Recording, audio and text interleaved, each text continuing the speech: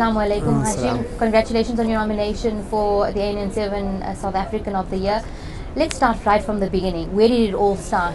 How did you get into cricket? Yeah, it feels like an eternity ago. I think 6 years old was the first time I remember playing a bit of mini cricket. Fortunately, my brother also played professional cricket, so cricket was kind of in the family from a very young age. He's about 3 years older than me, so whenever he used to play, I used to join him in the backyard, pretty much like every youngster. And I think I was really blessed that I got to play with his friends who are on an elder age group. So I think it kind of helped with a progression early on. We always remember that statement you made about your brother being the better cricketer than you. No, is that where you get your skills from? And definitely I picked up some from Ahmed. It's definitely the better cricketer as well. I've always looked up to my brother. I think playing alongside him for the Dolphins was something I really enjoyed, and I think that having someone in your family with you and supporting you and kind of guiding you through the rigors of being a professional sportsman is important. When did you actually realize that, I'm doing this for the fun of it, but I can actually make it into a career, I can do it professionally? I would think about a year after high school, representing the South African under-19, and then I heard of some interest coming from the provincial team. So that's when the first time it kind of occurred to me that I could make a career out of this. And I mean, what a lovely, fortunate career to be doing something you enjoy on a regular basis. And I'm glad that things have progressed since then. Let's look at a day in the life of Hashim Amla. What is a typical day in your life?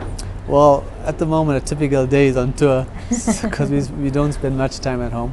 But obviously on tour, you got either a training day, a travel day, or playing day. So it gets quite busy. And a typical day at home is to spend as much time with the family as possible, to catch up, and I try and visit as many people as I can just to keep in touch with everyone. How long do you practice for a day, or is it just part and parcel of? Yeah, it's tough to say. I mean, it's quite a physically demanding thing to train. I mean, you're running a lot and you're batting and bowling and all that kind of thing. So 3 or 4 hours a day. But at times you do take an off day because you need the body to recover, and also mentally you need a break from doing the same thing every day. They always say rest is repair, and to have your mental freshness, I think, is just as important as physical freshness. You talk about just taking the mental break. I'm sure the kids help in that respect. Yes, absolutely. They're quite busy. It's quite busy at home, but taking your mind off the game is quite important, and certainly having children around is something you really enjoy. It must be nice coming home and just getting a chance to spend time with the family, spend time with the kids. Definitely. They're obviously growing much older. Yeah, as the days go by, you get more and more amazed of how much they pick up, and their development is actually amazing. It just makes you marvel at them. But as you said, it's a great way to unconsciously just take your mind away from the game and just relax a bit. Do you think there'd be pressure on them when they get older to maybe take up a sport, yeah, like learn cricket? Yeah, there's a possibility, but growing up I was very fortunate that my parents never put any pressure on me to play cricket or play any particular sport. It was just go out and enjoy yourself, and I think that's the best way forward for any youngsters, to just enjoy the game. Whichever way the path leads to, then so be it. What are some of your hobbies? I enjoy reading. I enjoy going to the beach when I get the time, and spending time with friends. Obviously with the family around, I would say spending time with the kids takes up most of free time at home. But yeah, just that kind of stuff. And who inspires you? Not as a cricketer, but as a person? Well, I think my father. I'd have to definitely say my father. Growing up, I suppose he gave me the best opportunity that he could, and just the way that he conducts himself, and I've always looked up to him, and I still take as much consultation from my dad as possible. Are you a good traveler? What's it like living out of a bag? You get better at it. I think initially, actually, the novelty of staying in hotels is the exciting part, and traveling and that sort of stuff. But as you get older, that kind of wanes off a bit, and you need to find other things. But you become a bit more efficient when you travel. And living out of a suitcase is pretty much the norm now. You say you used to it, but does it, you all start from the beginning again now traveling with kids? Because of course there's double the luggage. Yeah, triple the luggage Triple the actually. luggage. So it does get a bit challenging on the travel day, but you know what? As after a day's play, coming home to the family is really a pleasure. And if you're not traveling with the family, then you know, travel you kind of just click into a mode of doing the simple things. You know.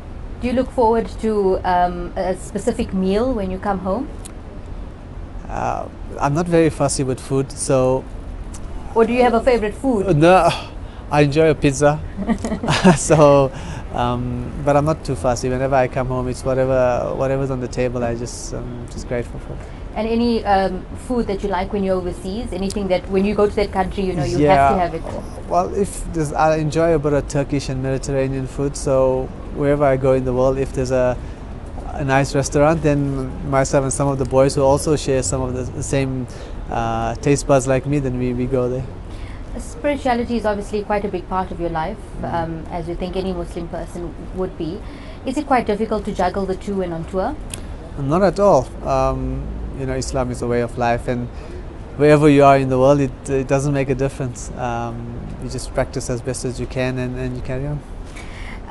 Have you thought of what you'll do after you retire one day? We hope that's very far away. But have you thought of maybe you'd go into coaching? I don't know. I haven't thought.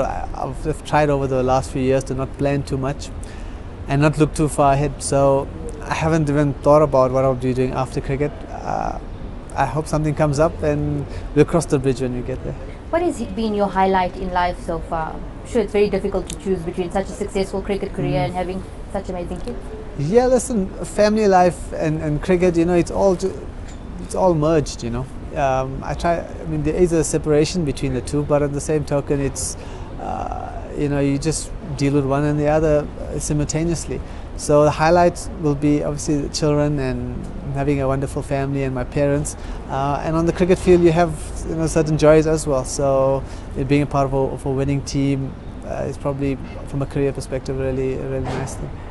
You've seen some of the most beautiful places in the world. What would you say is your favorite destination in South Africa? Because it is a beautiful country. Yeah, so Durban, obviously home is home, so I really enjoy Durban. But Cape Town is a really beautiful place, and I enjoy PE because I've got some good friends there, and I've always tend to enjoy myself in PE. But Cape Town is beautiful, and the only disappointing thing is that you can't swim in the beach there. It's too cold.